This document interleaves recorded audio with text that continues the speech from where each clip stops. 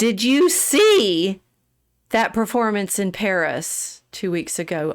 Are you outraged? We're outraged. We're outraged. Now, we've been tracking. We took our time on this because we wanted to make sure that we watched the responses to the outrage, the horror, the blasphemy, and we will come here with a much more considered and thoughtful, and oh my gosh, the outrage of the symbolism, the sex, the staggering incomprehensibility, all of it.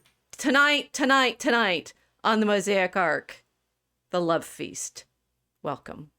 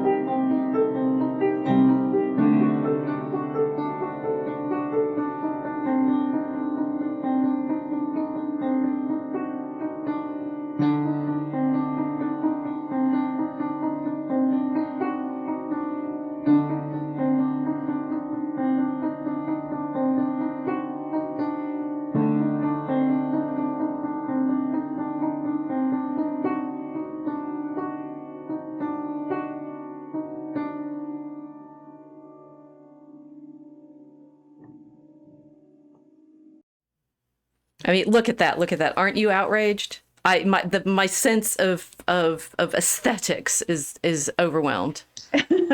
Aesthetics. It's hard to look at that and think the serious use of the word aesthetic. I guess that it's the most dictionary term, yes, but well, I can't. Are you? I know you're outraged, right? It's like the well, okay. Let's see the outrage I have. It's like I did actually watch. Okay, so tonight, guys, we're talking about the opening ceremony at the Paris Olympics, if you didn't figure that out from my cryptic setup. It was Friday, July 26th. And the things that I learned about this setup is most everything that's been floating around the internet, it's like blurts and clips and stuff like that. But the whole ceremony took 4 hours, right? So the opening ceremony took 4 hours? It was 4 hours, and I did actually look at one of the sort of news media clips of the montage of what was going on. I think it was NBC, right? Because they're running the show, and it was I had misunderstood based on the little snapshots that people were showing of particular elements of the opening ceremony, where it was, right? It was actually staged all along the river. Duh, right? I didn't realize that, and. At the Olympics, usually in the opening ceremonies, they have processions of the teams from the different countries. Here, it looks like they were all on boats going down the river, or at least some of them. Yeah. So it was we're really only going to concentrate on the love feast tonight, but just to recognize that there was more going on. There was one of the Marie Antoinette celebrating the bloodiness of the revolution with the horrible heavy metal music. Sorry, guys, I hated it. That was in one of the palaces on the river, right? Like they put them in the windows of the palace, and then I didn't watch enough of this to figure, because I'm not watching all 4 hours of it to entertain you guys for 2. The dinner, it looks like it was on a bridge. Right? What it's like the Seine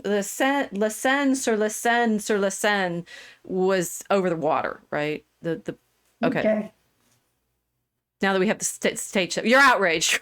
Right? You know what? I think I might be suffering from outrage fatigue I'm over the past couple of years. How much more outraged can we be? Well, exactly. It's like, it's obnoxious, but I expect nothing less from people that hate me. And they clearly do hate. It's triumphalism, right? The Marie Antoinette's holding a severed head. It was they're mocking a woman that the state murdered centuries ago. And I think she was probably a decent woman. She wasn't as she's been portrayed, but even if she was, why would you triumphantly, portray this in artwork as if this is the best Paris has to offer? Look what we've done here. Here, let's celebrate this heinous act of, several centuries ago. And while we're at it, let's have a Bacchanalian feast that mocks the Last Supper, the way the revolutionaries, worship the goddess of reason in Notre Dame Cathedral. This is not the best France and Paris has to offer. So it is, however, accurate. I mean, they did set up the guillotine in the place in the center of the city. Yeah. And, Madame Lafarge may not have been there, but the executions actually happened and were celebrated. Yeah, but they were being accurate to their own mythology. Why would you celebrate that, though? But that's who they are. Right? That's who they're defined by. That's who they'd like to think they should be defined by, but it's just all of it. It was sickening. It's less outrageous and more just sickening. Well, maybe we're just not French. You want to like Paris. See, if you're going to try to win me over here by liking Paris, that's not the right place to start. No, it's not. Paris is an amazing city. I've unfortunately only seen it once. I would love to go back. Okay, you need to do a bit of like why you like Paris to set us up too, because if we're going to rescue the lady, if we're going to rescue the lady from this atrocity, we need to explain why we want to. Paris is a beautiful city. Its architecture is stunning. Its public monuments are stunning, right? And I understand there's a lot of, bad things that happened with. I'm thinking of the Arc of Triumph, right? This was put up during Napoleon's time, and he was not such a nice person. So a lot of the bad things that happened, cutting people's heads off, resulted nevertheless in some pretty stunning architecture, right? Which was beautiful, and which inspired other architects around the world to try to copy it and to try to copy the city designs. Washington, D.C. We did that one, right? That was a Frenchman also that designed it. Okay, now you just lost me completely. We're gonna go for the Masonic capital, Casey. Well, the structures are beautiful. They're physically pleasing, right? To look at. I think you need to be more specific about which ones. Okay. Well, all right. Actually, in the Place de la Concorde, isn't there one of the obelisks there? Is that Cleopatra's Needle? Cleopatra's Needle is there. Yeah, right. But I was thinking more of the mid to late 19th century buildings, that were constructed. So Paris is a very old city, but much of it is brand new. It's not 1,000 years old. It's 150 to 200 years old. So there was a lot of stunning architecture that was put there in parks, and there are museums with stunning pieces of artwork in there that are from all over the world. And that's maybe what they should have been celebrating. I wouldn't even demand that they celebrate their Catholic past. Oh, we want to demand that they do. Come on. I would love to. They haven't been comfortable with that for a while. No, they haven't. That's a pity, because the most stunning thing I saw there was Notre Dame Cathedral, and it was before somebody tried to burn it down. And I do think it was arson, but that's another topic. It was an incredible place to just stand, and New Age people like to talk about energies. It's like Taos, New Mexico. It's got all this energy. I could just stand there and absorb it. You really feel that in Notre Dame Cathedral. These people knew what they were doing when they made it soaring up to the sky. They wanted you to have the feeling that you were small and that heaven was very big, but at the same time, it's made of thick stone and you feel protected. So you actually feel like you're in the palms of the hands of God when you're standing there. That's what it feels like. They could be celebrating things like that, but that makes them uncomfortable. But a tranny in a beard shaking his non-existent fake boobs. Let's do that instead. That's what the outrage to me comes from. I'm outraged aesthetically, not religiously. I already know they hate me. They hated Christ first, right? So okay, now I've triggered you. Yeah, I'm triggered. So what's interesting about the gay New Testament, as Barbara Butch put it, and then I think has revised on her Twitter. It's like guys, the internet is forever. Everybody's always going to remember what you said because somebody will have screenshotted it. Yeah. That For everybody. she was wanting herself to be the Olympic Jesus in this moment, and that, you know, as her original presentation of this was that it's the gay New Testament. Okay, so I mean, people get outraged when their sacred imagery is tapped for something, right? And I'd say this is it's an abuse. well, it's interesting with her, right? That Butch, you know, she said one, I actually didn't put any.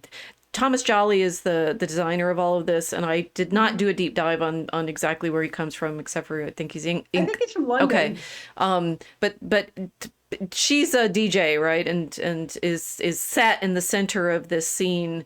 We have a close up here of her making the heart image with her hands, and that she's dressed in what's meant to be, I think, a kind of, you know, glamorous. It's blue, it's silver and blue, right? And it's got stars in her halo crown and things, and whatever else. If they said it was meant to be the Last Supper in the scene on the river. That's this Le Seine sur la Seine, Le sur la Seine is that, right? It's the Last Supper on the river, in the scene on the river. Okay. And that, you know, she's saying they mean this to be sacred in some sense. That flat out, clearly, if you're feeling that there is a religious intent in this setup, I think they would be massively disingenuous if they try to claim that there isn't, right? So it's meant to have some, it's meant, well, now they are. Oh, it's just a performance. Oh, it was clearly meant to charge something.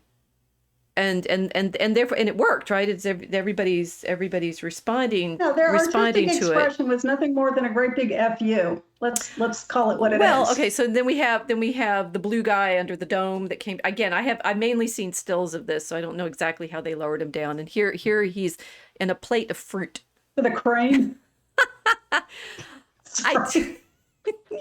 You're such a good foil for me tonight. I'm trying to be all, you know, like, oh, let's understand the symbolism. No, it's horrible.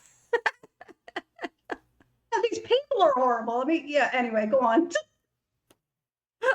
I tried to rein her in, guys. You could tell. That again, things that I had understood from the stills, but to show up in the video. So what they're actually sitting behind is not a table; it's a runway. Right, it's like they've been dancing along. The red on the table is, for everyone watching, right? The red on the table is basically a like a fashion runway path, and so the table is not in fact a table; it's a walkway that they're sitting behind, and or a bloody altar. Okay. Oh, wait, I did. Well, no, the thing is, you're not wrong to be responding to this as a symbolically. Spiritually charged exercise, right? They mean it that way. All of this, and that's what the irony of things like the you know, the singing beheaded Marie Antoinette and then heavy metal music and stuff like that. Whatever they want to claim that it was as a celebration of unity, or, you know, the opening of this athletic game, it's a religious event. They are doing this on purpose as a kind of ritual. Flat out, totally agree. Yeah. Mm-hmm. Yes. Yeah. Who do they think they're worshiping? Well, this is where I wonder, right? Because I think what I cannot pretend to imagine that I can get inside the heads of the Blue Bacchus guy and what he was singing about being naked, right? We're naked. Okay, and he's there with the others. Glad they cleared that up. He's shiny and blue. It's unfortunately, the more you watch it, it's one of those, the more you watch it, the more comic it inevitably becomes. If Butch originally said it was a gay New Testament and that she was the Olympic Jesus, I don't know what, and he's clearly trying to be Bacchus in some kind of, you know, he's the draped in vine leaves and something like that. What God are they worshiping? You're right. That's a fair question. Now, we have an answer in our realm of theology to say what we think it is, and therefore it's dangerous. But in their minds, and whether or not they're doing it consciously. But. Well, I mean, in Draco Chemicus, we're trying to show how people get sucked into this kind of thing and think of it as good, right? I do honestly think that the tragedy, the vast tragedy here is, in their minds, it's something positive. Yes, I think I was reading people's Twitter reactions, and Bob Croce, he had a very kind thing to say about it, and that was that, you know, he feels bad for these people because he does sense that they want something more. Yes. Inside, and that's why they're doing this. Right. That's why, and that's, you know, the whole, you know, gay tranny camp, you know, movement in theater is kind of an expression of that too. They desperately want to be accepted for who they are, but they aren't really who they're supposed to be, and that's why they're constantly looking to push buttons and push limits and gaslight people and say, no, it's not that. It was just Bacchus, you know.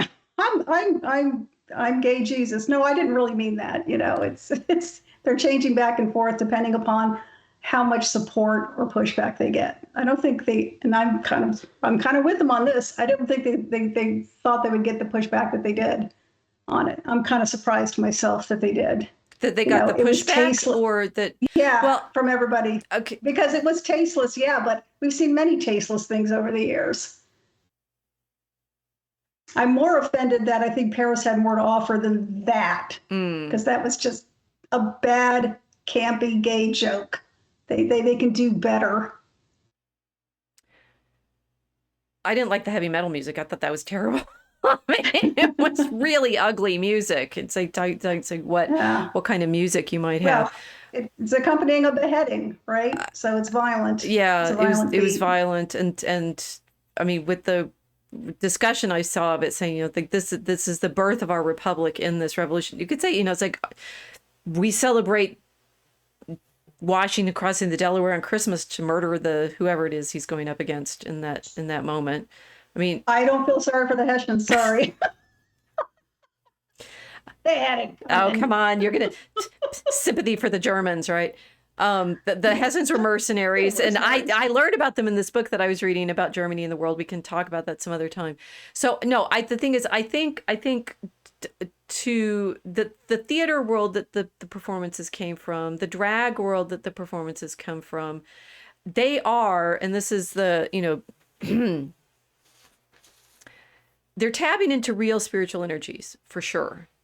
And they're tapping into ones that we know from antiquity were often used in the pagan cults. The sort of transsexuals are I find, okay, this is the most public thing I'm going to say about this ever.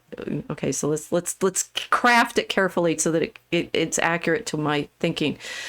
It's curious to me that the term that we use now is transsexuals, and that we have, you know, men who are having themselves castrated so that they perform in a ambiguous role now. In the ancient, you know, cult of the Sibylle, the Great Mother from the East, right? Those were the Galli who self-castrated themselves to serve her. So that's interesting. They were called the Galli? Galli, yeah. I hope that I have that right. I'm doing a lot of this off the top of my head sometimes. And the director of the show is last name Jolly? That I think is an accident, right? But maybe not. I don't know. That's just kind of an interesting coincidence. We also know, I mean, there's eunuchs that serve in imperial courts throughout history, both in China and Constantinople, and right. But difference, right? The eunuchs were supposed to be guards, right? They weren't putting on dresses and dancing, were they? Well, so in Byzantium, some of them, they're not necessarily just guards, right? You imagine them as harem guards.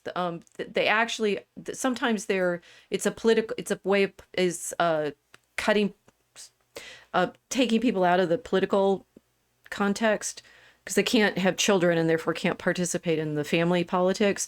They often in Byzantium held very high offices in the imperial court, like bureaucratic offices, not just guard offices.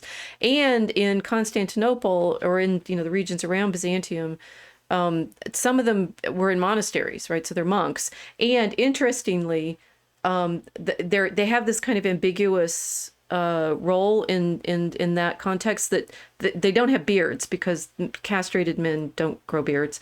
And so they were beardless monks, and they have apologists trying to, have them not hated by the bearded monks, who think of themselves as angels. Right. So the other role that castrated men had was as singers. Right. That's right, what's the castrati, which is interesting. It's like, so there's, the trans claiming that it's changing gender rather than taking on one of these liminal roles. I find interesting that the sort of binary of it must be one or the other sex, which is, they're not, right? They're in a third category, which is this ambiguous one, which is often spiritually considered incredibly powerful, whether religiously or politically or as, artistically with the castrati in the early modern period. We also know that, for example, when Luprand of Cremona in the 10th century takes gifts to the emperor from the northern Italy, he brought with him some boys who had been castrated.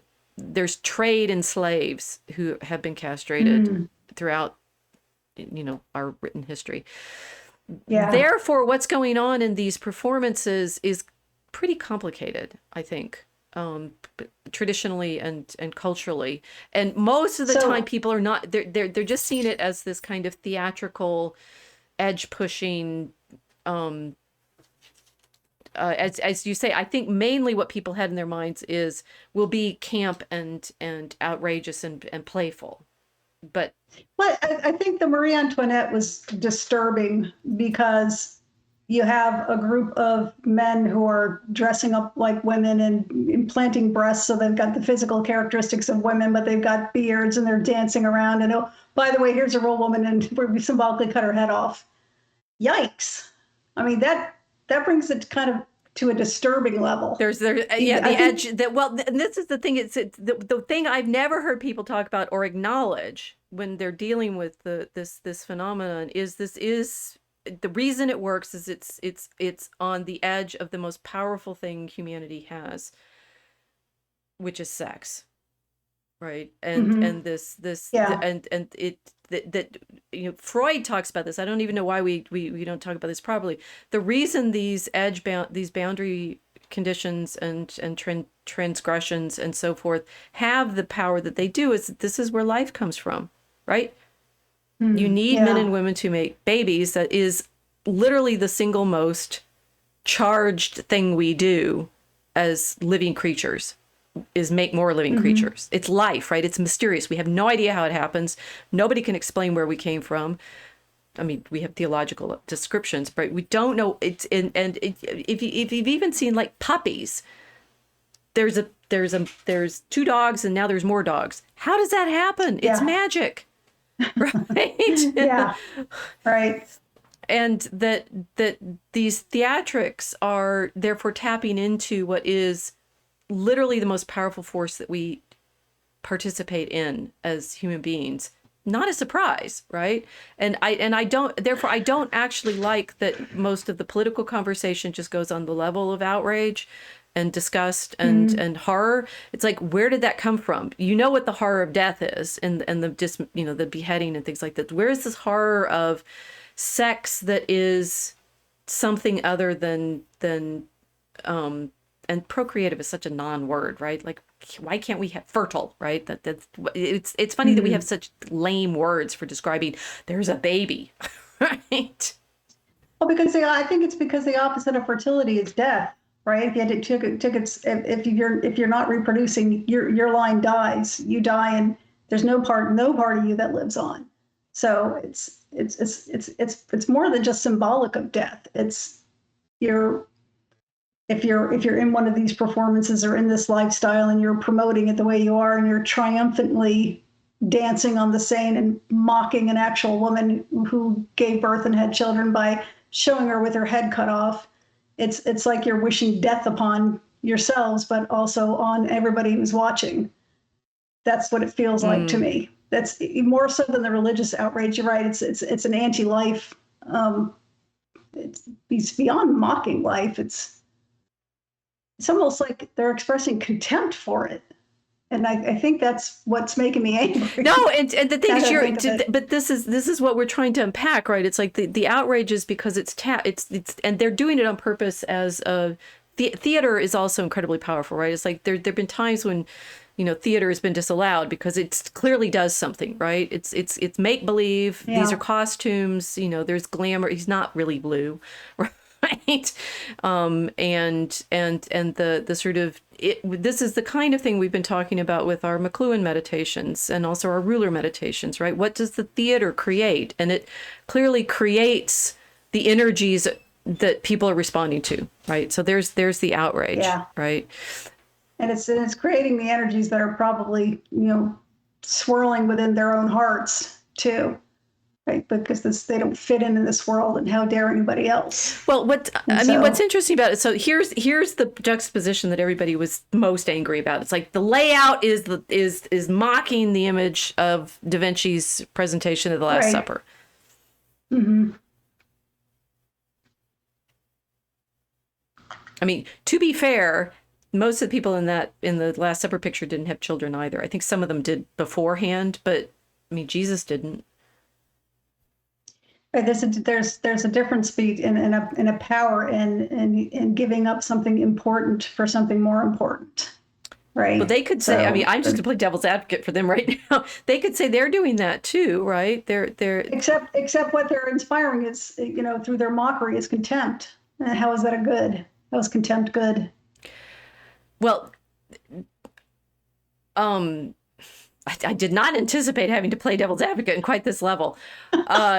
Okay, so from their perspective, they are, I mean, we've seen it all. Like, this is love. This is inclusiveness. This is, not being excluded. I mean, obviously the irony is intense because they have to exclude something in order to be inclusive, which is denying the reality of the need for boundaries in order for like reality to exist. You can't see without edges. So, that's what makes it nihilistic, right? In order for reality to exist, I have to destroy yours so that mine can exist. Well, they would say, okay, look, I'm just going to play the devil's advocate. They would say their reality can't exist if we're insisting that sex is for making babies.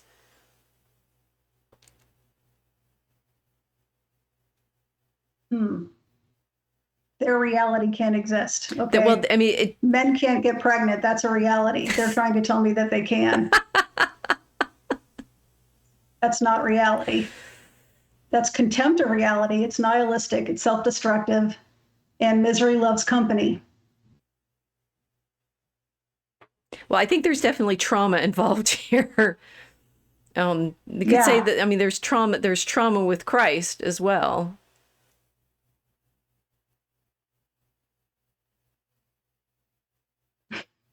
I am trying to get us to the place where we realize that there's something here that we need to unpack. Is there anything good at all about what they did? I don't think so. Well, no, I agree with you theologically for sure. But what I culturally, but the thing is, I want people to appreciate what the outrage is fueled by, right? What exactly this kind of, I mean. So I did review. So I watched what Bishop Barron said about things, and the sort of mainstream Christian version of how to respond is we need an apology, right? It's like we want the jolly and butch and the performers. Always like an apology. Well, that's they say, and I think one of the imams from Iran said something that this kind of blasphemy requires that you apologize to us. We want you to apologize. I think I would disagree with Barry. Okay. I don't think we need an apology. We don't need a Christ said we were going to be attacked because he was first. I'd like one because I'd like not to be angry. I'd like you to understand that it's bad to make people angry for the sake of making people angry and then laughing at them because you made them angry, which I'm pretty sure is going on. Okay, that's where you and I are differing. I don't know that they quite so purposely meant to make you and me angry. I think the they effect thought of it was effect of it was, but I'm not okay. Maybe right. This is fair, but the response of being angry so that people are offended. I think they were naive enough not to consider that. I don't think so. Okay. There we differ. I don't think so. I don't think so. Just because drag queen things have been been forced and shoehorned into the mainstream for years. I kind of feel bad for good old fashioned female impersonators. They were actually a joy to watch. They were really good at it, right? And RuPaul started this, and he was very good at it. If you've ever seen him just as a natural man is what he is, it's very impressive what he accomplishes with makeup. Right. Okay. So the illusion, you think the illusion. Right. The illusion was really good. They're not trying an illusion now. That's just straight up mocking women. Well, it's grotesque. That's the word I was using. It's the kind of grotesque that you get, for example, in the margins of medieval manuscripts, hybrids. Right. This is what they're okay. So we were here in Paris, and we've got the Cathedral of Notre Dame in the center of the city, which thanks to Victor Hugo was restored because he wrote Notre Dame of Paris, and it didn't get bulldozed through by the boulevards and rebuildings and things like that. And they tried to rebuild it and stuff. It was largely because of Victor Hugo's novel. And of course, the main character of the novel is a grotesque. Right, the Hunchback. Right, the Hunchback. Right. And this is often one of the things that people notice about, the outside of the cathedrals have all of the gargoyles and stuff on them. And medieval prayer books will be filled with hybrid non-creatures, right? So that's the best description I've come up with this whatever is going on in these performances is something about hybridity and the grotesque, and it's like bringing the margins into the center, which in fundamental terms you can't have margins without a center. So trying to make nobody marginal anymore is nonsense. But I think that the fact that they're trying to make themselves grotesque, they will never compete with the Hunchback of Notre Dame, right? Because he was kind, and they're not. That's just it. They're trying to normalize the grotesque as if to say, this is real. No, seriously, this is what a woman looks like. A beard, right? With boobs. That's not what a woman looks like. Right, but that's a grotesque mockery of femalehood, and they're trying to make that normal. I don't think Victor Hugo was trying to normalize hunchbacks, grotesque, deformed hunchbacks. I think he was just pointing out that you don't judge a book by its cover, right? But that's not what these people were doing. That's why I think the outrage was the point. That's why. Okay, well then I realized that some of it's saying they're people. Okay, so there's different levels of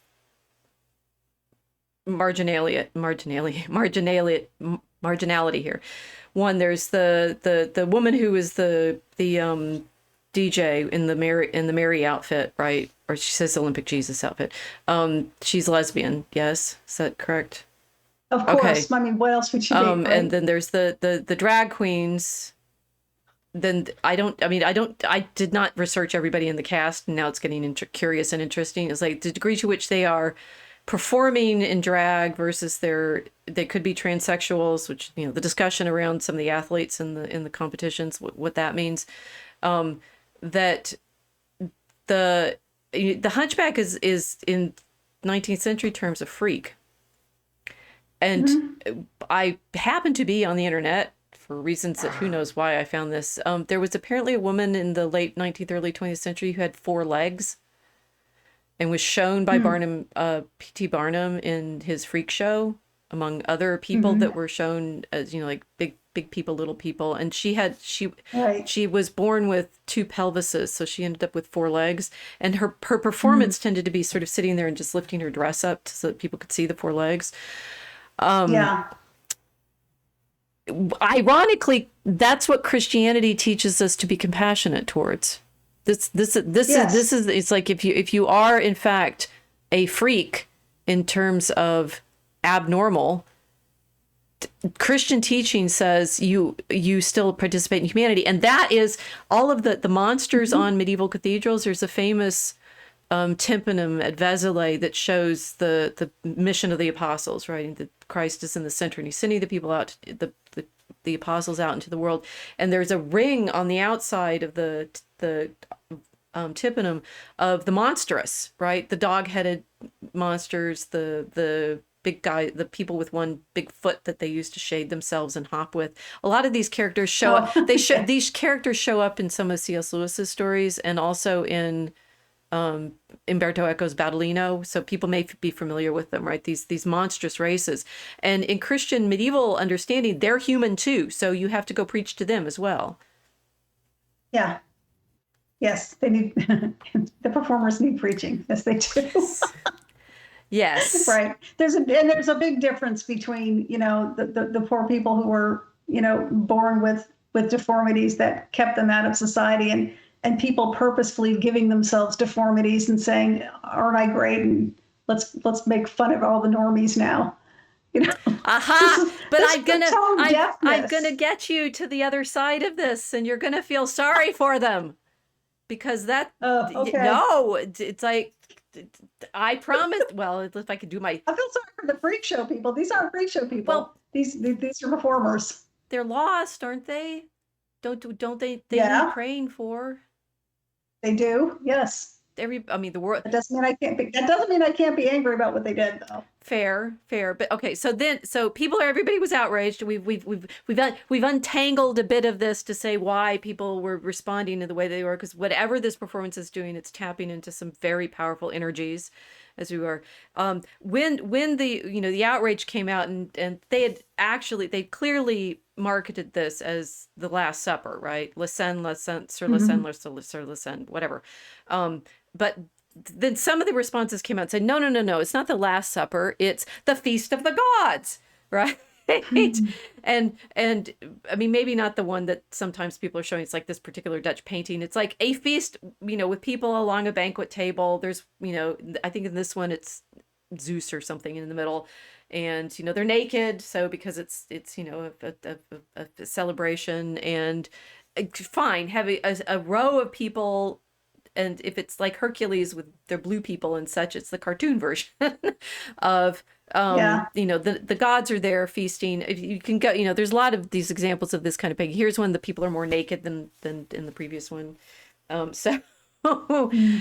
end up with this. Okay, so maybe obviously they're being disingenuous because they got more pushback. It's funny. It's like, I think you're right. It's like, how could they not expect that they're going to get pushback for this kind of display? But here's the debate, right? Is it actually, is it mocking Da Vinci, or is it celebrating the pagan, roots of Paris? Wait. Okay. Anyway, choice. Chat. Which would you choose? Is it the top one? Is the Last Supper, or is it the bottom one? It's the Feast of the Gods. Both. They're taking the Last Supper and turning it into the Feast of the Gods. That's what they're doing. They're perverting it. The perversion. Yeah. Okay, so I'm gonna see whether the chat is saying anything. Okay, Toby Bellick is saying sex is making babies and nothing else. Well, we tend to agree with you, but we're trying to get there.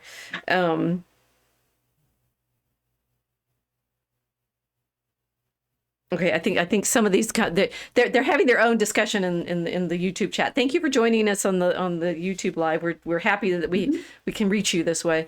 The thing is, I think these are all the same picture, for real, right? And this is the problem of what is. It fits with the question of what's the Last Supper. So here we're here. I hear supper being made in the background of the kitchen, which is throwing me off my patter. Clearly, something very powerful here is happening. Clearly, it's meant to be some kind of ritual energy that goes beyond simply playful, entertainment, right?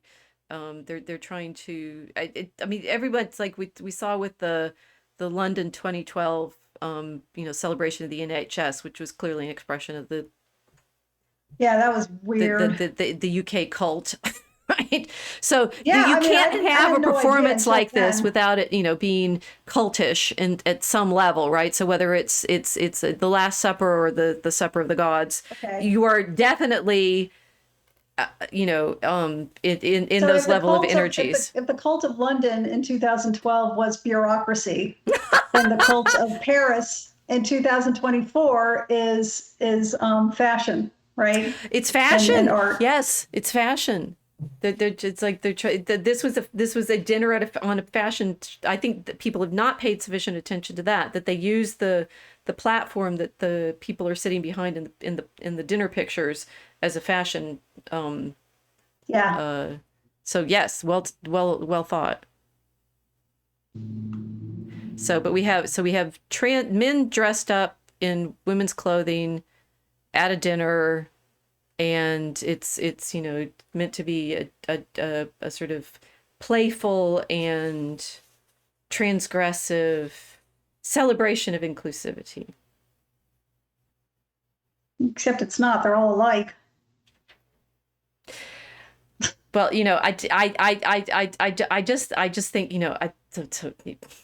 what these pictures are in order of. Like I say, we're shocked.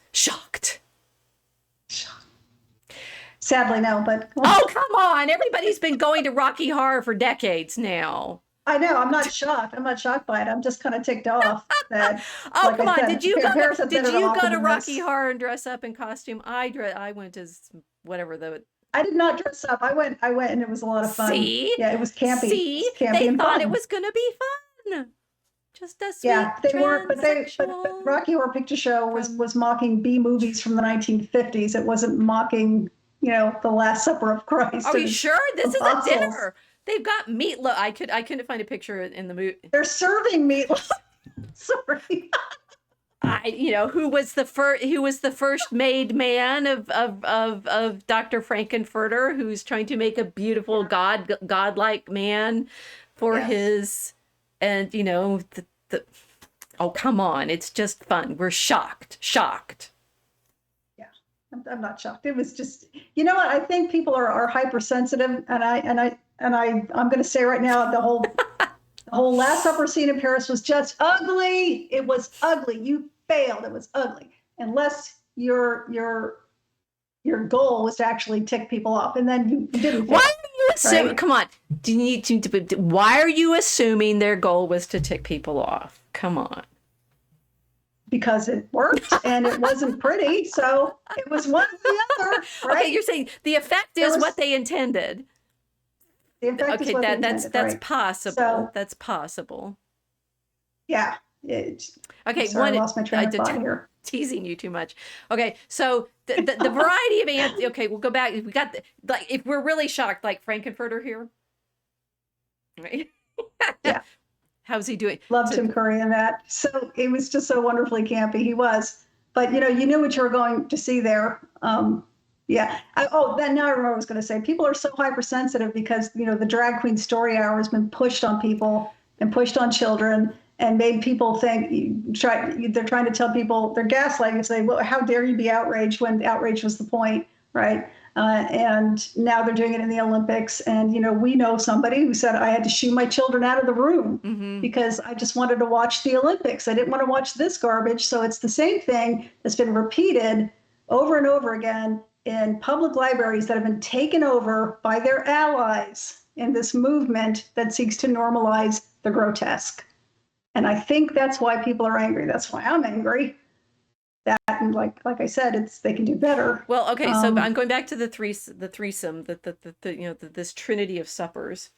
I mean, one thing that has come out, and I do think it's appropriate to address this because we're going deep on this symbolism tonight, is that both Thomas Jolly, who designed the show, apparently, is this accurate that he designed the whole performances, like including the boats on the river, or is it anyway? Just that he designed the parts of it that people are pointing to.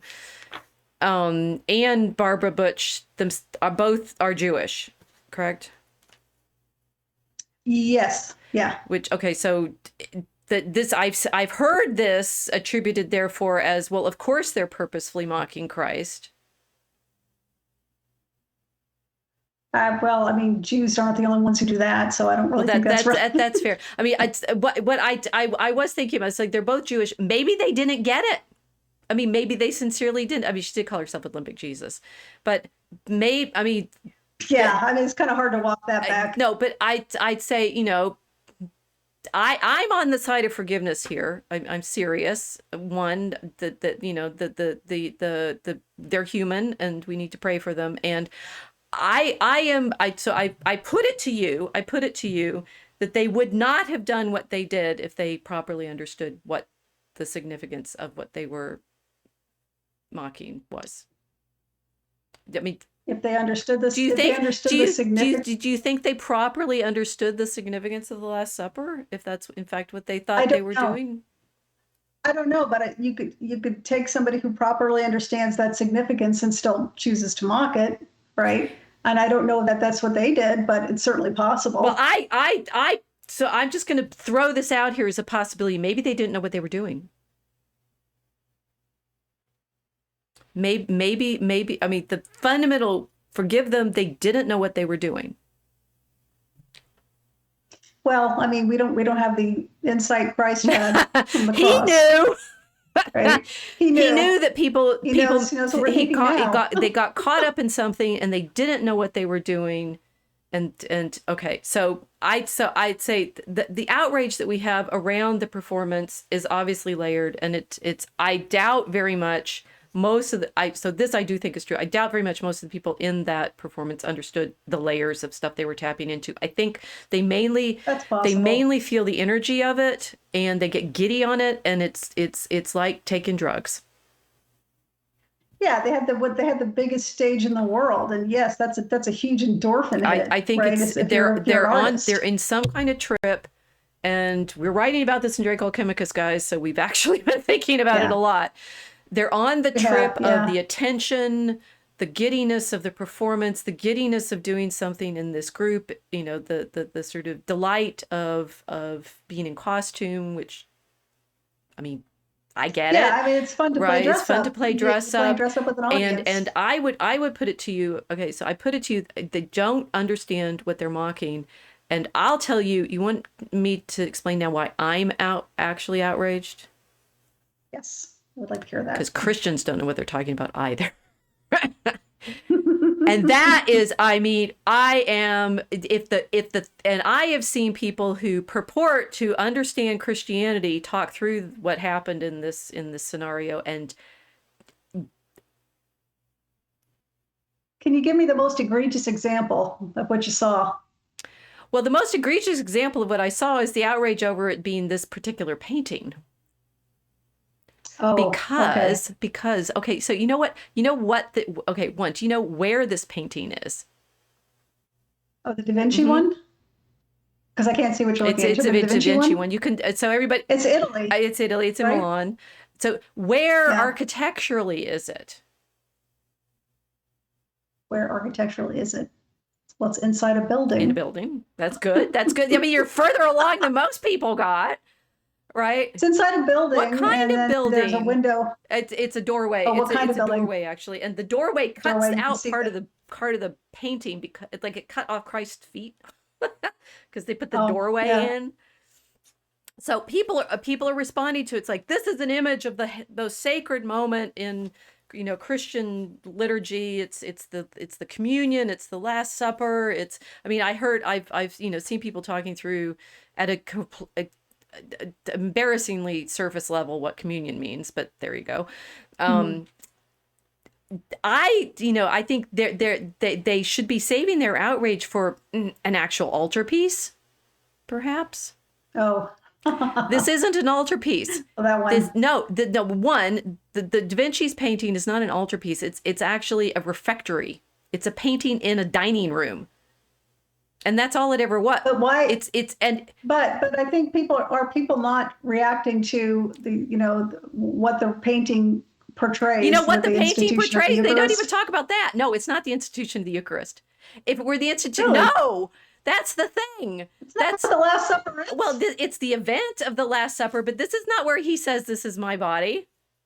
Okay, it's not the actual moment then. No, that's what you're saying. You know what it is? Okay. It's ironic, right? It's delightfully ironic. If this is why I say it's like the people who, if by putting on that performance of, the Last Supper in the scene on the Seine, and it's as you, I don't know, right? I'd like to give them the benefit of the doubt that they didn't know what they were doing, but I don't think they knew what they were doing if they're in fact trying to make outrage out of this painting, because what's happening in the moment that this painting shows. Guess, is Judas running off to betray him? This is the moment when he says, "One of you will betray me."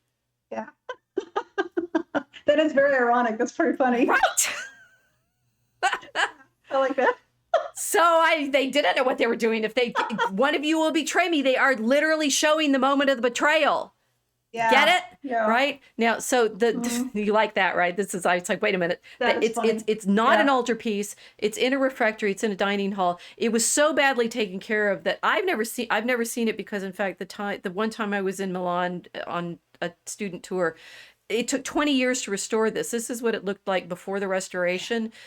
I mean, talk about Napoleon, right? This building has been through all sorts of things. It's been a stable, it's been this, it's been that. But this is the way it looks now, which is a pretty blank room, right? This may, I think this is the way it's on display now. That seems to be what it shows on the internet, right? This isn't in a church. This is not a liturgical space. This is a dining room. Right. So the irony of the Christians all being outraged is, A, you don't know your own iconography, and B, you don't actually know. It's like the sort of just like, this is my outrage as a medievalist, right? Don't make her angry. He wouldn't like her when she's angry. Yeah, she'll give you homework. Oh yeah. Oh yeah, and this is so. I'm glad you pointed out that Rob Croce was saying it's like they show what they're longing for. That's what I saw too, and I can't remember whether Rob saw it or before I did, or me, or Rob and I are often in tune, because he writes about angels, and then I write to him.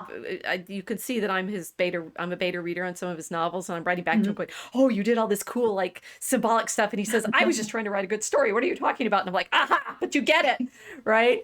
So what I see Barbara Butch doing, I mean, if she's in this outfit with stars around her head, and she wants to be Mary, right? She wants to be beautiful. She wants to be beautiful. Yeah. She wants to be crowned with the stars of the Lady of the Apocalypse in the moment when the temple opens and the ark is there and the Savior is born and the dragon is defeated. What you get when people mock is their deepest longings. And that's what's so interesting to, I just, it's like if you see children dressing up, you say, that's what you want to be, isn't it? Right? Yeah. Okay. 1, they want to be loved. 2, they want to be beautiful. And 3, if they are mocking these images, why those? Right? It's like, you could be anything you want. You could be Durga. If you want, Durga gets to ride a tiger, right? That would be cool. You could, let's see. I mean, Ganesh, he gets to have an elephant head. That's even cooler than being blue, right? So, there are many different ways that you can express your desires. And the primary one that we do is we put on the character of who we want to be. If Barbara Butch is showing herself, she doesn't want to be Jesus. She wants to be Our Lady. Now, that's pretty sweet, right? She wants to be crowned with stars. And I say, therefore, what they're showing in there, I can see whether I can keep you with me, right? How far can I, if I lose Casey, I've lost the rest of the audience, right? Yeah, no, you haven't lost me. I've got a slightly different idea. Okay, but what we're missing, okay, so the best we can do is this plain room with a dining room painting on it, in the moment when Jesus says, one of you will betray me, which is, it's like, you're looking at that and saying, gee, is it me, Lord? Right? That's the response you're supposed to have. One of you will betray me. Have I betrayed you? It's not the institution of the Eucharist. It's not the moment when the transubstantiation happens. It's not the most sacred moment in Christian history. It's the saddest. Yeah. Well, one of them. Yeah. Well, the crucifixion is Yeah. sorrowful at a whole nother level, but this is Judas knew him, ate with Yeah. him, was one of his 12, was his best friend. Well, it's her level of best friends, right? And betrayed him. That's sorrow beyond sorrow. That he was. I'm going to cry. Can go there, right? He Oh. was. He Yeah. was with our Lord in person, and he betrayed him. That's the moment they chose to show.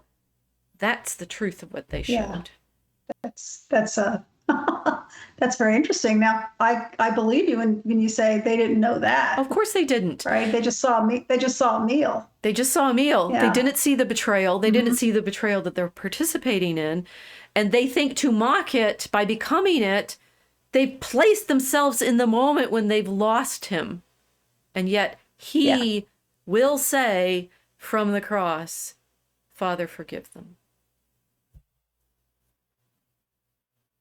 You want to see where I think they wanted to be and they can't and they don't know how to go there? You ready? In heaven, right? Oh. And this is an actual altarpiece, right? This is the most famous altarpiece there is in the world because George Clooney was in a movie about it. He was? Which one Monuments, was Monuments Men. Monuments Right, Men? so this is the Okay. Ghent altarpiece. It's in San Bavo Cathedral in Ghent, but it was when it was actually made, it was made for a church that was dedicated to John the Baptist, right? So, or John the Evangelist. So it's one of the Johns. They're in both. I've now forgotten. Don't you panic. That Probably John the Evangelist, but I think you're right. There. just because of the themes of the Supper of the Lamb is right out of Revelation. So I'm Yes, just no, gonna you're right. guess It's got to be that. But John, so in when it's closed, I'll show it closed now. It's both the two like statue figures in the middle are the two Johns, right? So there's there's John the Baptist and John the Evangelist, and it opens, and it's John the Baptist in his gesture saying pointing to Christ the Father, right? Apparently, there's a big debate about the central figure, whether he's God as Christ or God as the Father, because he's both, right? And wearing the triple crown of the papacy. And here's John. Okay, so God's in red, Mary's in blue, and John is in green. And John in green is like pointing to him, saying like, "This is the Lamb of God." And then, as you're right, that underneath at the bottom is showing the Lamb on the altar. And there's, I mean, people love reading through the sort of wonderful layers of symbolism in this altarpiece, and we'll do some of that right now. But the sort of central axis is the Lord enthroned, the dove of the Holy Spirit, and then the Lamb on the altar, right?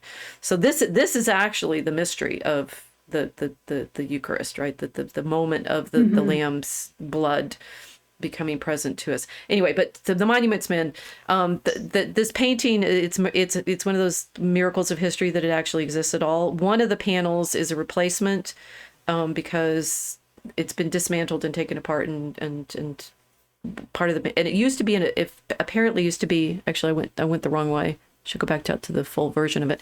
It used to be in a bigger frame that apparently had more sculpture and things on it, but that was lost a long time ago. But it was stolen by the Nazis, and they stored it in one of these salt mines. And in Monuments Men, Clooney and the others are brought. It's like the one moment that academics get to be heroes. They found where these paintings were are hidden away, right, and rescued it. And in the movie, it's really beautiful because they have the panel with Our Lady being the one that Clooney finds, right, and so he's rescued the lady. It's great. It's his class. It's classic chivalry. They go in quest of the painting, and he rescues Our Lady. It's brilliant. Okay, so it's an actual altarpiece. If you look at it, look at the kind of like performative camp that the Paris display is trying to show with gemstones and fabrics, and this is what they're aiming for, right? This is the sadness of the drag queen version of things, and the blue glitter and the this and that, because you kept saying it's ugly, right? Well, it's ugly because it's not beautiful, right? It's like a gesture. It's even Barbara Butch and her glitter and her rhinestones and things like that. What she wants to be is in light and color and transcendent, and because they're in the space of denying this reality, it can't work. It won't work. Well, yeah, I also think they might have been because of the connection with fashion, that they might have been trying to duplicate the Met Gala's Heavenly Bodies exhibit of a couple of years ago. That's an interesting comparison, yeah. Yeah, which I also hated, just because I don't think they were treating it respectfully. That's why. Well, okay, so this is where the respectfully thing is what I find frustrating in the Christian responses to this, because I mean, and I know you don't share, you're totally respectful. Don't worry about that. I'm not saying this about you, but that they've gotten so pious that they are no fun anymore. Yeah, I do know what you mean. Yeah. I mean, medieval Christians got to like dress up in this. Are you kidding me? And like celebrate with joy, right? You have Bishop Barron in his clerical outfits, all black. He has like a little plain silver, and I'm outraged. You're like, I can't imagine him expressing outrage. Well, no, he wasn't. He was quite calm. Yeah, I was gonna say, yeah. So there's a level of theater that they're actually, like, say, we get, beauty is real, right? And that's what we're responding to when we see Van Eyck's painting. This was actually painted in 1432, or finished in 1432. It was started by Hubert Van Eyck and finished by the young Jan, and is enormous, right? It apparently was made for a fairly small chapel, but it's, as it is right now, 11 feet by 15 feet. Oh, that's very big for a small chapel. It's huge, and it was probably... How small was the... It filled it, right? It was like wall to wall. Yeah, I'm sure. Yeah. And then it has, you see it, if you see it open, it shows the full scene with God in the middle in the red, and Mary in the blue, and John the Baptist in the green, and then angels on either side playing musical instruments. Right. So this is like you're meant to have this in a, in a liturgical space where you have music, and here the angels are making music. Mm-hmm. So the Paris, you realize I responded most to that heavy metal. That was the most hideous thing I'd ever heard. Right. And, the music of the angels, the music of creation and the heavenly spheres is heavenly. Okay. And then on the outside, we have Adam and Eve. And interestingly, full-sized with the middle threesome of heaven, which creates some interesting meditations on. This is Adam and Eve. Is it as they are fallen or as they are redeemed, right? Because they're lifted up into this heavenly space by the sacrifice, and then down below, sorry, I'll just finish. We have we'll get some closer up ends, but we have the Lamb on its altar, and surrounded by the saved, right? The saints. Mm-hmm. Okay. Right. No, I something stuck out at me about Adam and Eve. She looks very pregnant in the picture. I'm wondering why. I don't know whether that's some of the Eves often in this period have these poochy stomachs. I'm not sure they're meant to be pregnant. He's making this gesture towards his side, which some people say, I read today, were saying that's an odd image for a man to make, because it's usually the Venus gesture to cover her breast. I'm wondering whether he's covering his side, right? It's like that's where the rib, right? And it's also, she's taken from his side in Christian medieval iconography. The church is born from Christ's side and from the wound too, right? So it's like the parallel between Adam's touching his space where his wound would be, right, and then it mirrors Christ's wound. It mirrors Christ, because Christ is the new Adam, right? So I think that there's so much mirroring going on in this imagery. That's so many layers. It's so many layers, and then it's so that's the panels open, and then closed. It's this most of the time it would have been closed, right? And they just open it. It's a very theatrical piece itself.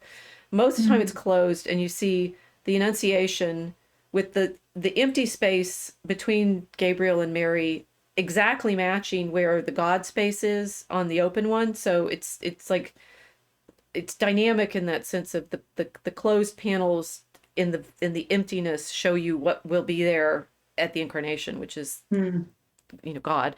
And then at the man and woman on either side at the bottom, in the most like realist version, so they're ugly and like ordinary and stuff, are the donors. I know. The ones that gave the money for this amazing painting, right? Is that they're no Photoshop for you. And I paid for this. I want to be in the painting. Well, such an odd request. Selfies are, a perennial. If like I want to be in the painting, and the thing is, late medieval donors typically do this, right? They want to be in the prayer space, and they're not there to be glamorized. These people aren't, right? The husband and wife, they're there in their real selves to be in the space of prayer. It's a prayer space, and then at the top we have the prophets and the sibyls, who are prophesying the incarnation, right? So it's this full register of the mystery that is actually going to. This is so much richer than Da Vinci's Last Supper, for goodness sake. Right? Yeah, there's a lot going on. Yeah, it's not a moment in time. It's a moment outside of time where everything's happening all at once. All of the registers, right? Da Vinci is showing the moment when Christ says, "One of you will betray me," right? So it's a historical event kind of thing, and Jesus has just betrayed his best. Is going to go betray the Lord, right? Actual altar pieces are achieving something completely different, which is showing you the mystery that it's happening at the altar in the liturgy. And therefore everybody freaking out over the fact that, the La Seine on La Seine, blah, blah, is like Da Vinci. Okay, fine. That's not a liturgical space where that painting was. This one is. And there, one of the sort of outrageous things, I did see a little clip of this in the video version of the Olympic ceremony, is there's a threesome, right? There's sort of a woman and two men, I'm not sure. They're in clown suits too, and they're sort of frolicking up to a bedroom, and then the door closes, and we're not allowed inside. So there's a threesome, right? Yeah. A threesome. Oh, come on. Right? It's like yeah. The yearning for the transcendent is so painful by this point. It's like the best you can come up with is this grotesque version of what you're longing for, which is the Trinity. But even better, they're mocking them. Well, yeah, but they mock because they're the marginalia, right? It's like this is what people keep forgetting. It's like it's powerful if it's mockable. I really wish people would get a grip on this. It's like saying, if on unauthorized, if Owen is mocking your sacred cows, that means there's something sacred. Oh, yeah, I know, but that still doesn't mean I have to like it. Well, you don't have to like it, but I'm saying that's because it's the sacred. Okay, the sacred is the taboo.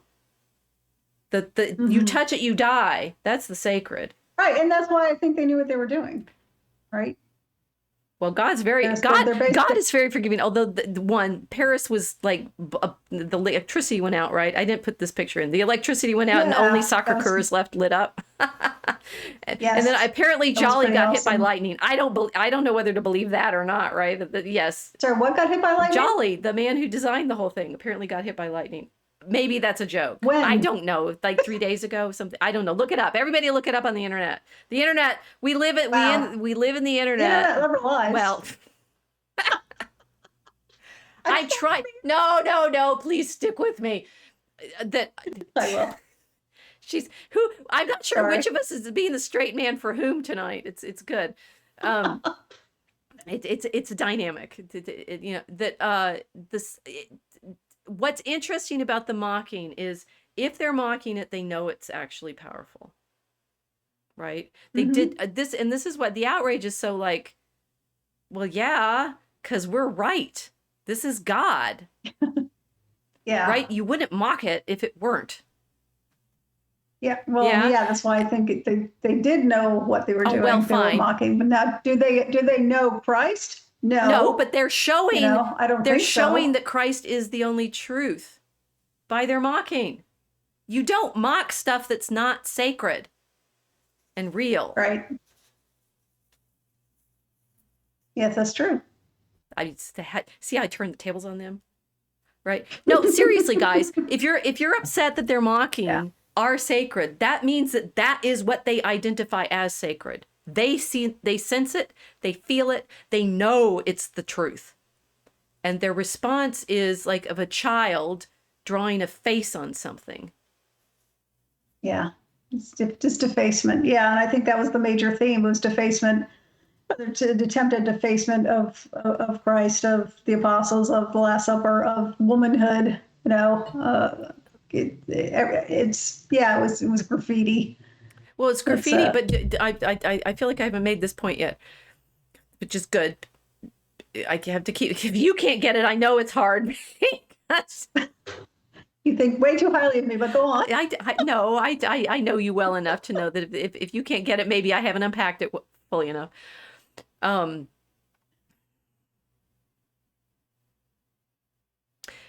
Okay, we don't know what God they're worshiping. Oh, actually, we do. It's Satan who's deceived them, right? As Satan deceived Judas into betraying our Lord.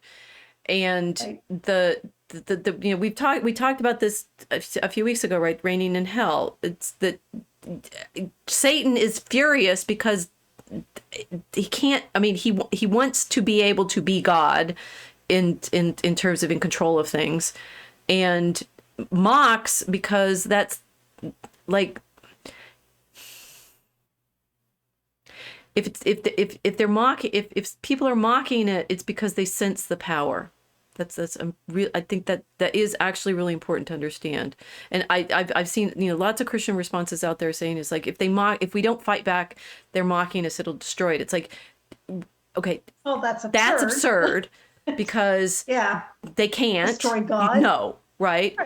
And if your faith is so shallow that it feels like it's gonna your Christianity. Elon Musk was saying something like Christianity will die if Christians don't stand up. It's like, really? Yeah, he needs some catechism classes. He needs to stop wearing Baphomet outfits for Halloween, for goodness sake, right? So I didn't see the irony of that when he did that, though. At least I hope it was irony. I don't know.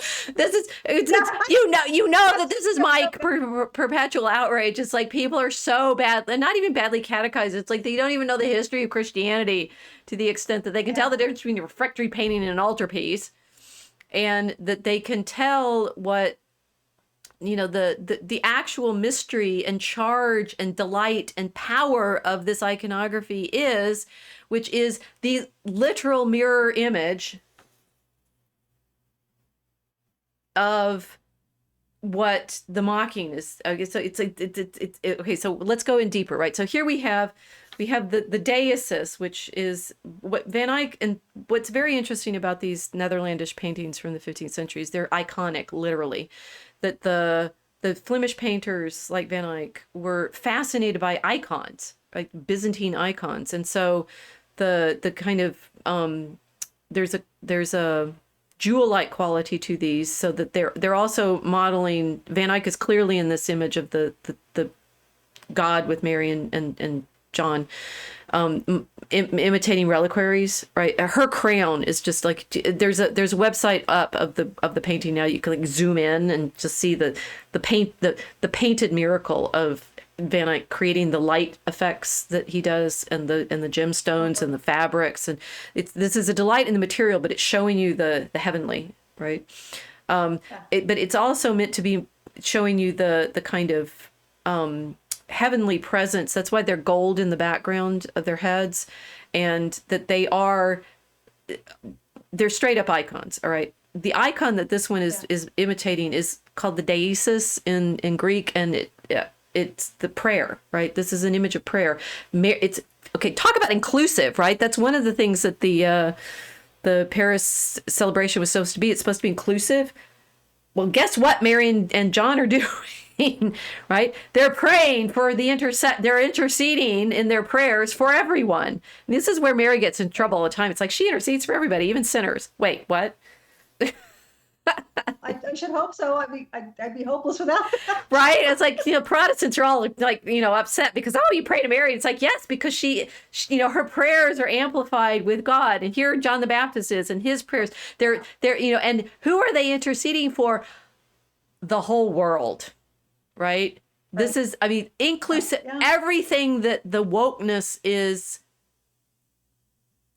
saying they are about is literally straight up Christian theology. This is, I back, 5 years ago or so, my department was doing this, we're going to do a diversity statement and say how we're all inclusive. And I'm like, that's fine. It's Pentecost, right? Literally all of the language they're using, the imagery, the language, the desire for, being recognized as human, whatever form they come in, to being inclusive, because they're all included in the celebration of the Lamb, to the fact that, the liturgy that they perform is in fact modeled on Christian liturgy. I think we know what's real. Yeah. Right. How does that expression go? I'm not going to remember it correctly now.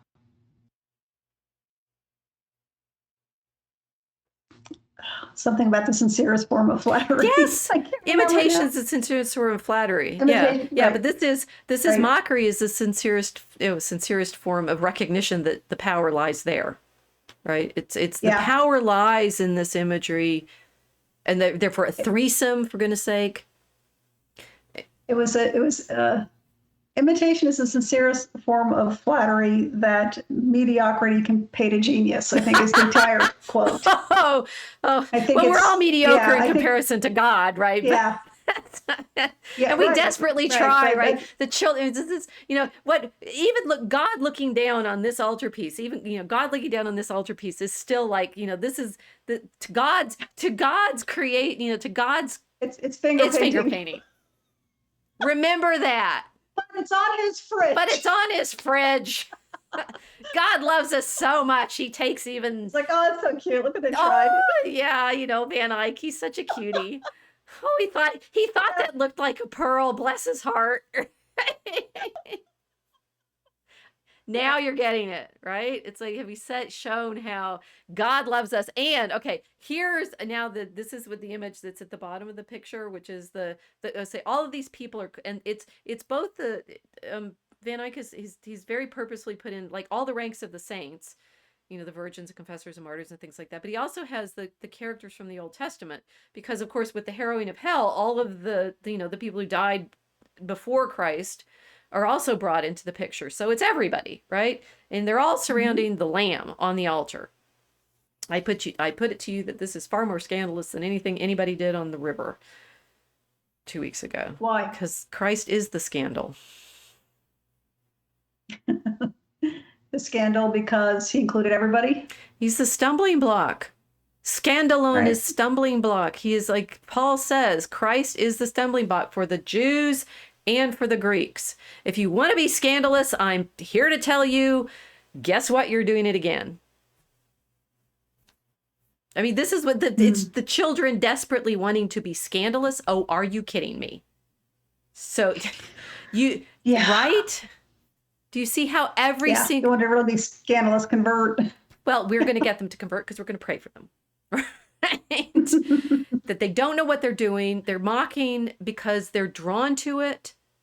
And no, that's true. I'd agree with that. They're mocking 100%. because they're drawn to it. And Christians, this is on you. You haven't done what Jesus said to do, which is go out into the world and preach the gospel. And there's my outrage. Mm. Can I go there? Can I go real fury preacherly? You haven't been. I can do my southern. You haven't. No, I'll do my granny. Right. If we Christians have not been sharing God's love and insisting without being embarrassed, not apologizing and saying, "Oh well, you hate us." No, we don't. Truly loving your enemy, which is what Christ said, truly forgiving when they've, like, oh my gosh, it's outrageous and scandalous because they mocked. You have not been following Christ. We have not been following Christ. Every time we get higher than thou about, I don't do that. perverted stuff. I bet you do. Oh, I bet you do. yeah. I bet you've sinned. I bet okay, I don't want to be bitter. I want to recognize that the Lamb is pouring out his blood for us because guess what?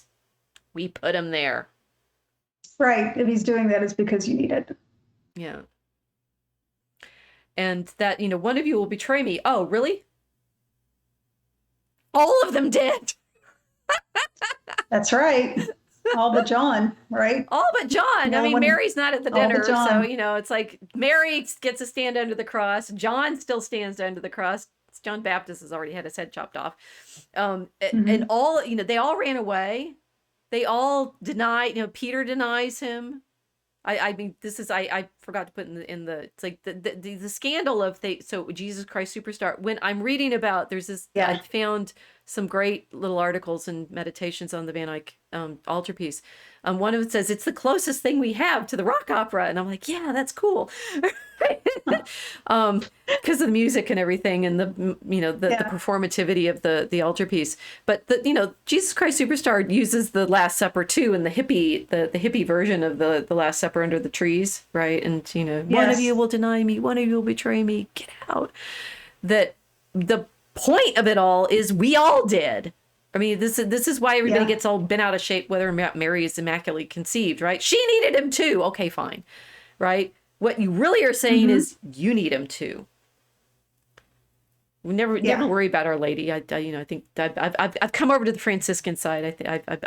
We'll carry on with the arguments for the Immaculate Conception some other time. But the reality is we all needed him. And that is indeed what the mystery is trying to show. And here's the Lamb pouring out his blood into the chalice, which is in fact the sacrament. And then, so that's the Lamb's blood. And then we get, and here's the close up of the chalice. So we get, it's like, here it is, right? Talking about the Bacchanal of Dionysius and the wine. Right. Yeah. It's the sacrifice. And from the Lamb, and this is all Revelation imagery, as you said, it's John's Revelation. We get, and this is the inscription on the water in the fountain, that from him flows this water of life, right? As it flows from the throne. So it's I'm frustrated that Christians seem to be doubling down on their outrage and saying things like it's going to get worse, they're going to mock you more, and not realizing that the mocking is a cry for help.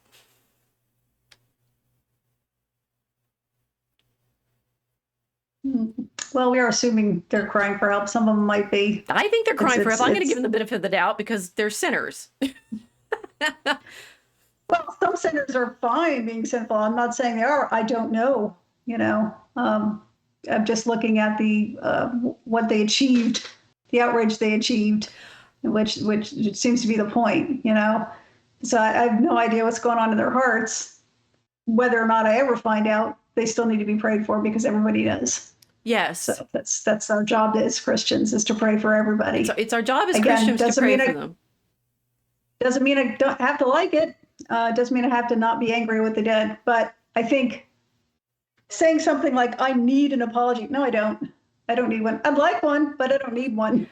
My Christianity does not depend upon it. Right. I think I'm almost more outraged at just the awfulness of the performance, the campy awfulness. Yes, your aesthetic, your aesthetic sense. My aesthetic sense. Yes, I didn't like the heavy metal music either. And I think theater. This is what's funny about theater compared with liturgy. That we will say that if you turn the liturgy into theater, it weirdly turns into gimcrack, like fake. Right? There's something about theater that the illusion. I mean, the liturgy, and the more I go to the traditional Latin Mass with the magnificent altarpiece and the priests and the actual liturgy, the more I can't look at the other stuff. Right? Which is, it's fascinating. It's like once you've been exposed to the actual beauty of the music and the sacrifice and the prayers and the you start, I mean, this is true, right? The more you're exposed to the true beauty, the more the mockery and I mean it's different from the like God seeing our finger painting problem. It's the if it's not in harmony with the truth, it's grotesque. It's hard to look at.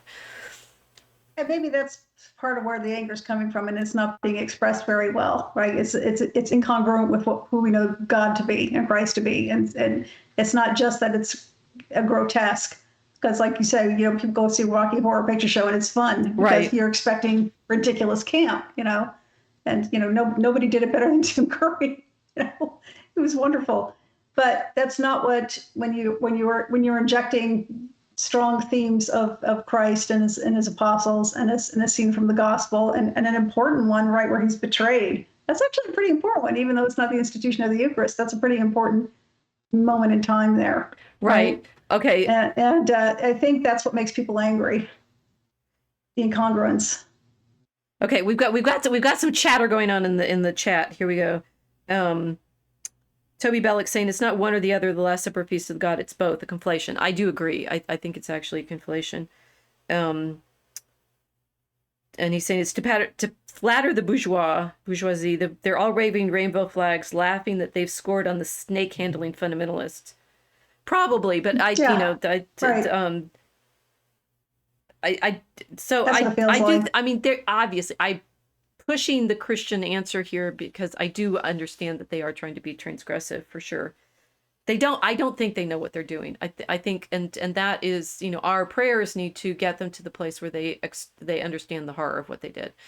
But that's the problem for Christians also, right? We need to understand that late medieval meditations on the crucified Christ are the horror of what we did, right? It's like the horror of sin. Go back in the Mosaic Ark episodes to the one that Kiltz and I did on Zay's illustration of the prayer in Gethsemane. Oh, that's awesome, right? The John Henry Newman meditation on the what, you know, why Christ goes through what he does in the prayer in Gethsemane is because he's taking on our sins. Like, whoa. Yeah. Right. And he feels the betrayal of all of mankind, not just Judas. All of us. All of the time. And that's only God could shoulder that. Robert Huffing's asking, did Van Eyck influence Dali? Both hit me over the head the same way. I like Dali. Maybe we should talk about Dali at some point. Van Eyck is fascinating for his ability to do these light effects. And also he's using oil, which enables him to do fineness of detail in a way. And he apparently was, I mean, you can tell it in the paintings, fascinated with optics and light. And we should do some episodes on that. Right. Yeah. That'd be fun. Yeah. Sorry, I lost what you were saying. Please repeat it. I gotta remember what I was saying now. I think the conflation of Christ with something grotesque and profane is what's triggering people the most. They need to look at the crucifix more often, right? And to be blunt, right? That's what turns the Jews off. The stumbling block, Scandal. Right. Yeah. Our Messiah wouldn't be crucified. That's disgusting. Voila. Right. And I think Muslims say the same thing. Oh, yeah. If I'm not mistaken. Yes, they do. They don't accept the incarnation. Therefore, okay, so I've been showing here a mirroring of. Well, they don't accept that he would ever be crucified, right? They don't accept the incarnation. Jehovah's Witnesses. It's not, as far as they're concerned, the incarnation is not of God, right? Because God does not have an incarnate. But they don't believe Jesus he's a prophet. Was crucified. Right, but they don't believe he was crucified either. Correct. I think they believe he was switched, right? Which is similar to what the Jehovah's Witnesses also believe. They believe, no, that wasn't Jesus. That was somebody else, or Saint Michael or whatever. See why the lamb is a scandal? Literally everyone's scandalized by it. The Jews can't see the crucified as the Messiah. The Muslims can't see the God as incarnate. Right. And I think the Jews don't want to see God as incarnate either. They think it's icky, right? That it would be born of a woman, right? Isn't that what the Talmud says? We need to do a whole other episode on that. I got more reading to do. I'm working on that. Yeah. But say the lamb is the scandal. And the denial of the scandal is ironically what the Christians should, well, I don't know what, we should be praying for them, right? It's because they're denying the reality of the incarnation and the reality of Christ that we're scandalized, but that's, that's inverted. The inversion is the lamb is the scandal because it goes against what the world wants to believe, which is the Messiah will come in power and that God is untouchable by our messiness. Yeah. And God wants me to be happy this life and do whatever I want, be my true self. So okay, that's a layering I hadn't thought through. Anyway, what I got to was with the so I'm heavy on this mirror problem, right? And as I was looking for images, if you find one, my favorite Mary image, which is a modern painting of, it's a Trinitarian image, but she's holding a mirror, and in the mirror you see Christ, right? And she's holding it in front of her, right? So it's like she bore him in her. This is a very medieval image because in the medieval altar, in the medieval throne of wisdom, she's holding the child, right? She is heaven, right? Because she contains God in her womb. And here she's holding the mirror, and the mirror is showing his face, right? In the images of Venus with her child, Cupid, right? She's looking at herself. And that is, so, if you want an encapsulated problem that we have of the difference between Christianity and everything else is, in Christianity, the mirror shows God. We are made in the image and likeness of God. We show God, right? And Mary is the most perfect mirror, therefore, pure and reflects him perfectly. With the pagan deity, she's looking at herself, right? It's completely internal to her own desire. And that is everything about the sort of passions that are evoked by the difference between, but the Last Supper is seeing our Lord, and the banquet of the gods is seeing our own reflection of lust. Yeah, we worship ourselves like Narcissus. Yeah. So there's this sexy that we need to deal with too now, right? So we have, one, their theatricalness is a desire for the actual liturgy. I'm proposing to you all. The thing that they're mocking is showing that they sense the sacred and are the sacred. I mean, it's like the ark. If you touch it, you die. Okay. So the sacred is in, I mean, in the Old Testament descriptions, it's polluting, right? Once you've touched a sacred thing, you can't do other stuff. So it's got this power quality to it. Therefore, I think that's why it fuels art, right? It's like, obviously that if you're making art in response to the desire to praise God, it becomes liturgical. And if you're wanting to make art and you don't have that response, it I'd say falls into the grotesque, right? That's why it feels wrong. But it's still the response to the same thing, right? And it's all fueled by the kiss. This is Aragorn and Arwen, just so you know. Oh, yeah. Beautiful picture. There's nothing sexy. Oh, it's so sexy. Okay, what are we responding to? What do we wish for? It's not just Aragorn.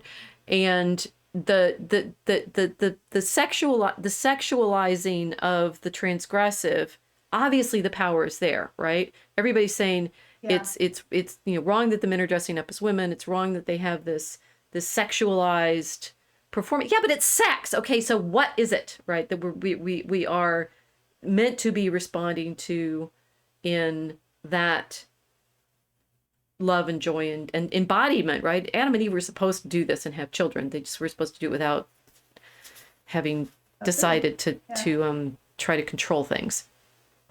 Yeah.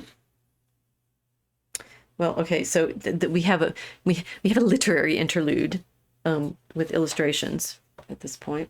You know what, really? Okay, so we got the layer of how many times have I been outraged? Are we keeping score? Are you more outraged than I am by this point, or it's hard to tell? Hard to say. It's hard to say. I'm outraged. I've been keeping score. You know what? Okay, so I'm outraged that Christians wimp out on our mission, right? And get scared of being considered hateful when what we're doing is praying for everyone.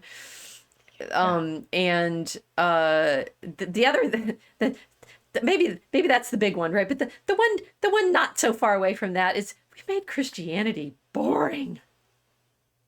Oh, well, yeah. I don't want to point fingers, but yeah. When it could be this. So what I'm showing now is another lamb who's having a fun old dance, right? This this is a book that's known as the Rothschild Canticles because it was owned briefly by a Rothschild, but now is owned by the Yale Library, and has a magnificent study of the fullness of its iconography by Jeffrey Hamburger called the Rothschild Canticles, if you always want to go look at it. But it's famous now among medievalists, thanks to Jeffrey's beautiful book about it, for a series of images. I decided not to include the text side so you can see the pictures more clearly. I can probably enlarge these. I probably should enlarge these for this particular moment. Make these bigger so you guys can see them better.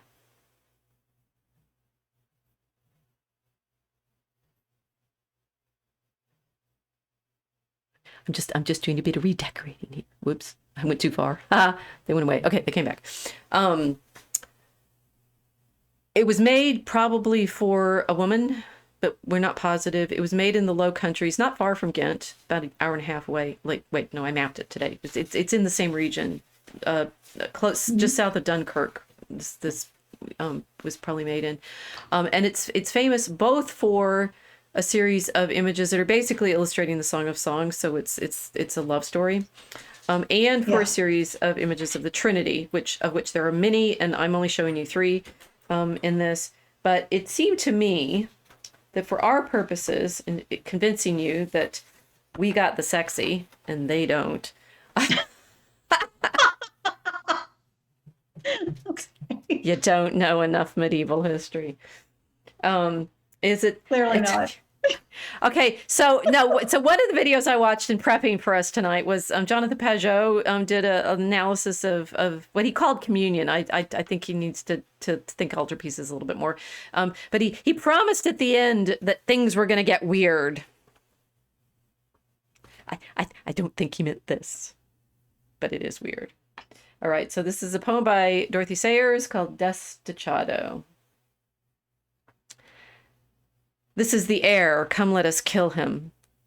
Who is this that cometh up from the wilderness, leaning upon her beloved?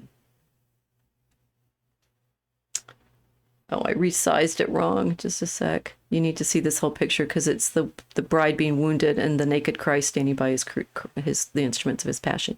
See, he's naked, ladies. You can get excited now. Okay. Christ walks the world again, his lute upon his back, his red robe rent to tatters, his riches gone to wrack. The wind that wakes the morning blows his hair about his face. His hands and feet are ragged with the ragged briar's embrace. For the hunt is up behind him and his sword is at his side. Christ, the bonny outlaw, walks the whole world wide. Singing, lady, lady, will you come away with me, lie among the bracken and break the barley bread? We will see new suns arise in golden far-off skies, for the Son of God and woman hath not where to lay his head. Christ that walks the world again, a prince of fairy tale, he roams a rascal fiddler over mountain and down dale, cast forth to seek his fortune in a bitter world and grim, for the stepsons of his father's house would steal his bride from him. They have weirded him to wander till he bring within his hands the water of eternal youth from black enchanted lands. Singing, lady, lady, will you come away with me, or sleep on silken cushions in the bower of wicked men? For if we walk together through the wet and windy weather, when I ride back home triumphant, you will ride beside me then. Mm-hmm. Christ walks the world again, new bound on high emprise, with music in his golden mouth and laughter in his eyes. The primrose springs before him as he treads the dusty way. His singer's crown of thorn has burst in blossom like the May. He heedeth not the morrow, and he never looks behind, singing glory to the open skies and peace to all mankind. Singing, lady, lady, will you come away with me?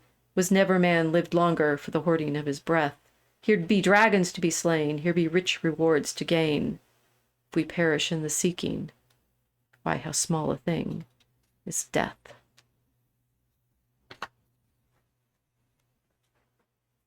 If you're not weeping now, I just can't help you. I can't.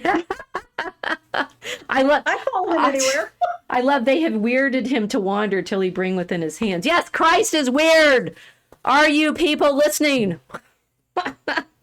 Have you actually understood what the Seine on the Seine on the Seine is? This is the Seine on the Mississippi. It's a wedding. Right. It's the sexiest story there is. I mean, this is for me, it's like the tragedy of Rocky Horror, right? And of course, everybody remembers what happens in Rocky Horror. They decide he's gone too extreme, right?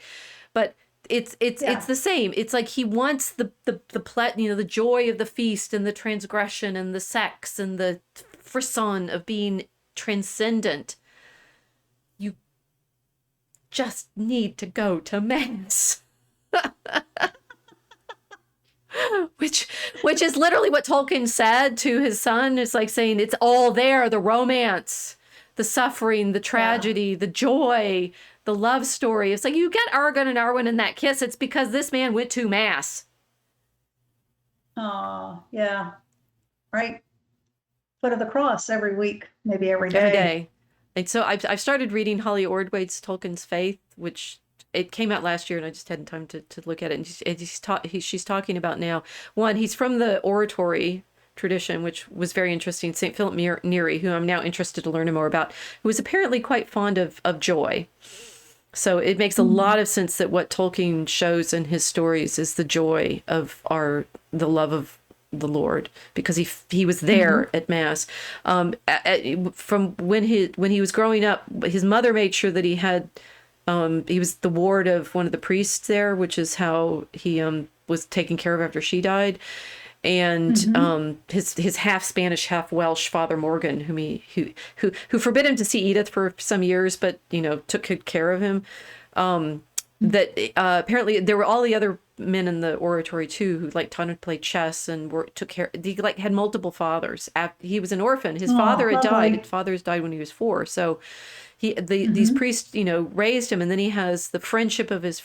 If you want to know where the joy in that kiss between Aragorn and Arwen came from, it's because he knows the true joy, the absolute, magnificent. The wedding of the Lamb at the end of Revelation is what we celebrate in the Eucharist, and so the altarpiece showing that, it's like trying to make visual the power of that heavenly. The heavens open every time the priest says the words of institution. Right. And God is present. Yeah. Yep, bending space and time. I love being Catholic now and being able to have that meditation properly, right? It's like, and you see the elevation of the host, and this is like talk about portals, right? Here, through matter, God is with us through the incarnation. And therefore altarpieces, this is, I have to embiggen this one too. Right. This is an altarpiece that you can see in Washington. It's at the National Gallery. It's one of my favorite, right? It's like when you're among altarpieces, you realize they're trying to show you heaven. And here is Christ crowning his mother after her death and assumption. And the sort of the reality of the joy of being incarnate. I mean, this is, again, it's like what guys we're missing out. You worry about the incarnation of the physicality of this performance before these athletic events. Yes, we're embodied. That's great. Right? We get to excel in athletics, and we get to excel in the physical selves that our Lord created us in, and we get to excel in the joy of, being embodied and being able to have children, right? It's all of these things people are missing when they're, desperately trying to be transgressive by dressing up in fancy costumes. It's like the fanciest costume. I mean, it's like this. Think about this, right? With the Adam and Eve, the fanciest costume we have is the one we were born in. The birthday suit. Right. So there's that level of joy, and of course, we cannot leave this meditation on what they missed, the opportunity they missed in celebrating Our Lady in gemstones in Paris. I'm gonna make it not big again, just a sec. Oh, sorry. Yeah. I don't want this firework to miss and be obscured by us. Just a sec. I bounded it again in our stained glass. It's the rose. Yeah, beautiful blue rose. Right. No, I need to embiggen that one again too. She can't see this. You guys are just appreciating it, right? This is Our Lady. I saw it earlier. Well, this is, I have a lot of meditation on this window because I think I found a poem that's written trying to describe it. The Our Lady and gemstone, but he's like this rose survived the fire in 2019. Yeah. Right. The rose is still there. And this is Our Lady is in Paris. You don't actually have to try that hard to convince me to like Paris. You just have to take me to Notre Dame. Yeah, same. Right. And all of the other stuff around it, who cares, right? It's all this Republican, thank you, Victor Hugo, for saving Our Lady with your Hunchback and the celebration of the architecture, right? And it was partly because of that book that they funded the rebuilding of it, because they chopped all the heads off this king. Most of what you see on Notre Dame now is restoration, because the Republicans came through and chopped all their heads off. But they chopped all the king's heads off on those statues. So if they have heads now, it's because they've been restored.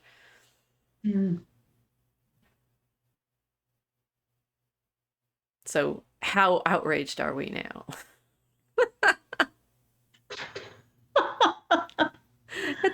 at the joy that they're missing out on. Oh, please come and play with us. Here, shall I read the poem again? It's a good poem.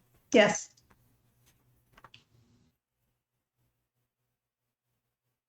Okay, they're stunned in the chat right now. We shall now read Dorothy Sayers' Desciccato again. This is the air, come let us kill him. Who is this that cometh up from the wilderness, leaning on her beloved? Christ walks the world again, his lute upon his back, his red robe rent to tatters, his riches gone to wrack. The wind that wakes the morning blows his hair about his face, his hands and feet are ragged with the ragged briar's embrace. For the hunt is up behind him, and his sword is at his side. Christ, the bonny outlaw, walks the whole world wide. Singing, Lady, lady, will you come away with me? Lie among the bracken and break the barley bread. We will see new suns arise in golden far-off skies, for the Son of God and woman hath not where to lay his head. Christ walks the world again, a prince of fairy tale. He roams a rascal fiddler over mountain and down dale, cast forth to seek his fortune in a bitter world and grim, for the stepsons of his father's house would steal his bride from him. They have weirded him to wander till he bring within his hands the water of eternal youth from black enchanted lands. Singing, Lady, lady, will you come away with me, or sleep on silken cushions in the bower of wicked men? For if we walk together through the wet and windy weather, when I ride back home triumphant, you will ride beside me then. Christ walks the world again, new bound on high emprise, with music in his golden mouth and laughter in his eyes. The primrose springs before him as he treads the dusty way. His singer's crown of thorns has burst in blossom like the May. He heedeth not the morrow, and he never looks behind, singing glory to the open skies and peace to all mankind. Singing, Lady, lady, will you come away with me? Was never man lived longer for the hoarding of his breath. Here be dragons to be slain, here be rich rewards to gain. If we perish in the seeking, why, how small a thing is death. I love that phrase, Christ the bonny outlaw. Oh, it's great. And not even death can stop him. It's like, oh, he's awesome. If you want to be scandalous, oh my gosh, come with us.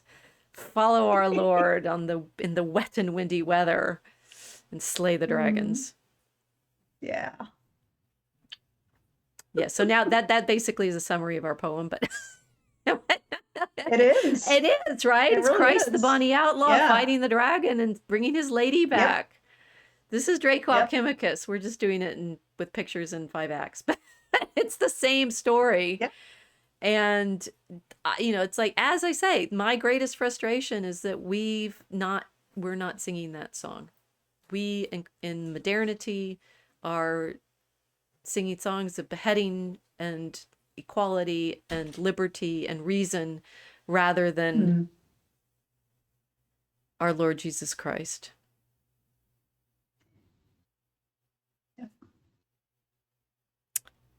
So that's all we have for you guys. You have any more thoughts? Oh, they're talking to each other in the chat. Okay, let's see. I've got a thought now. Okay. It's like when you talk about the altar pieces and the rose window and the incredible architecture and how badly it was attacked by the Republicans, and then you have this, well, let's call it a display, shall we, of the performance, the grotesques, the Fellini-like grotesque circus that was passing itself off as the Last Supper, but not really, but not really, right? It's very thin. It's very thin. It's very thin. It's like, that's, when you say, do you need to apologize? I got what for that? It's like, I still don't like it. You don't have to like it. It's ugly. It's ugly. It's stupid. I think they did do it to offend, because, as I said, misery loves company, and if they don't like somebody, they don't like Christians, because Christians, just their very existence is a reminder that maybe they're doing something wrong. You've actually unpacked that way better, showing, oh, you're absolutely right. There's so much more. There's so much more to this. And the fact that you're, attacking in a very superficial, ugly, but superficial way, it doesn't detract from Christianity at all. It only highlights that there's something there to look at. It highlights that there's something to look at, and the thing is, I think the mockery is only hitting the surface because that's all it can do, right? If you're actually in the mystery, you're, with Christ the bonny outlaw and the scandalous lamb, and the glories of heaven and the sacrifice of our Creator who loved us so much that He died, and all of the theological explanations for that come out of that mystery of the liturgical reality. And again, another frustration I have and have expressed before is that Christians now are ended up in arguments over, like, we can go back to Our Lady in the coronation, her degree of purity or something like that. And like, you're really missing the point, right? Yeah. The mystery of the incarnation comes first. Other things are meditating on the entailments, and the mystery of the incarnation is God enters into the world. And Tolkien is wonderful in thinking about that, right? Is what does it mean to say the singer has entered into his song, the teller into his tale? Christ the bonny outlaw walks the whole world wide. So good. It's so good. That's cool. So that's why I'm outraged. And I hope You're outraged that they're not actually reading about their important stuff. Yeah, basically. and that they're missing out on the true joy. And I think, getting angry at people are from my perspective, crying for help. And that Christ said, Father, forgive them, they know not what they do. And it's clear, it's like if you're betraying Him, you don't know what you're doing. And it's like, I think this is the damnation is, who He is and you turn from Him. And that is horrifying. That really is horrifying. Yeah, I hope and it is horrifying. And that's why I hope they don't know what they're doing. Right, yeah. Because I have no surety that they don't, at least some of them don't, but I certainly hope they don't know what they're doing. Well, this is the saints in the period in which the altarpieces were painted. They're often accused of going too far and praying for everyone. Right? And Tell them stop praying for them. No, it's like the nuns. The nuns that pray even for the souls in hell, and it's like, wait a minute, you can't do that. And it's like, you kind of want to. Well, you don't know that they're there. Your presumption is precisely. Our church has said certain people are without question in heaven. It has never once said anybody is without question in hell. Not once. Well, that's not a thing. Well remembered. Yes. Yeah. Yes. And therefore this is, I was doing an interview yesterday that some of these same questions came up. And it's like, if you're around anybody who's saying so and so is definitely in hell, you're not God. And God's the judge. And we will have to cycle through the pictures too much to find the judge, right? We don't know, and therefore we pray. That's right. Yeah. For everybody. Yep. So we thank you all for joining us. We pray you've enjoyed our breakdown of why we're outraged, and hopefully Hopefully it's been scandalous for our You Lord. just know somebody's going to hate what we said. Well,